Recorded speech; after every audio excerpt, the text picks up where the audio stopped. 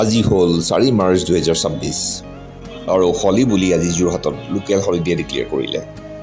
শ্ৰীমতীয়ে মোক কৈ আছিল অসম মহোৎসৱ চাবলৈ যাম বুলি, সেইবাবে শ্ৰীমতী, মই আৰু তেওঁৰ বন্ধু এগৰাকী অসম মহোৎসৱ চাবলৈ ওলালোঁ।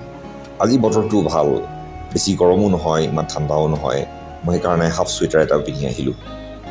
আৰু এয়া যি দেখিছে, এয়া হৈছে এণ্ট্ৰেঞ্চ গেট, এয়া হৈছে লাচিত বৰফুকনৰ মূৰ্তি আৰু এয়া হৈছে হনুমান। আহক আমি ভিতৰলৈ প্ৰৱেশ কৰোঁ।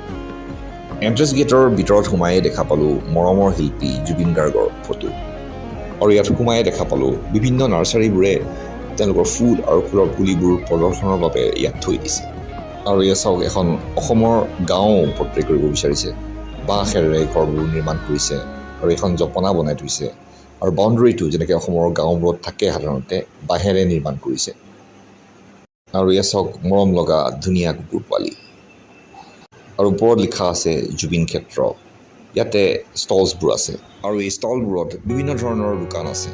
কাপোৰৰ দোকান, কছমেটিক্সৰ দোকান, জুৱেলাৰী দোকান আৰু অন্যান্য সামগ্ৰীৰ দোকান আছে। আৰু মোৰ চবতছে ভাল লাগিল খামচেং সাজপাৰ নামৰ এই ষ্টলখনত আহি। এই ষ্টলখনত অসমৰ অন্যান্য জনগোষ্ঠীৰ সাজপাৰবোৰ পোৱা যায়। তেওঁ প্ৰথমে আমাক যি সাজপাৰবোৰ দেখুৱালে, এয়া হৈছে টাই আহোমৰ সাজপাৰ। আৰু দেখিছেনে, ইয়াত এটা ড্ৰেগন অঁকা আছে।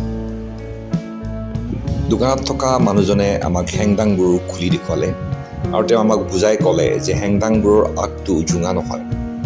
আৰু তেওঁ দোকানত থকা বিভিন্ন জনগোষ্ঠীৰ সাজপাৰবোৰো আমাক দেখুৱাই গ'ল। মানুহ যেতিয়া অসম মহোৎসৱ চাবলৈ আহে, তেতিয়া এই ষ্টলখনত সাধাৰণতে চানা অলপ হ'লেও টেষ্ট কৰি যায়। এইফালে বিভিন্ন ধৰণৰ আচাৰ আৰু এইফালে ভেৰাইটিছ অফ নমকিনছ আছে। আৰু এই ষ্টলখনত বাদামৰ ভেৰাইটিছ আছে। আৰু এই দোকানখনত ৰহি, আপং ইয়াত পায়। আৰু ইয়াত জুইত পোৰা মাছ, মিছা মাছ, চিকেন, পৰ্ক সকলো পাব। সাধাৰণতে ফুৰিবলৈ গ'লে মোৰ বিয়াত খাবলৈ মন যায়, সেইবাবে অলপ চাওমিন লৈ ল'লোঁ। আৰু এইখিনিতে মই মোৰ ভিডিঅ'টো সমাপ্ত কৰিছোঁ। Stay happy and thanks for ৱাচিং।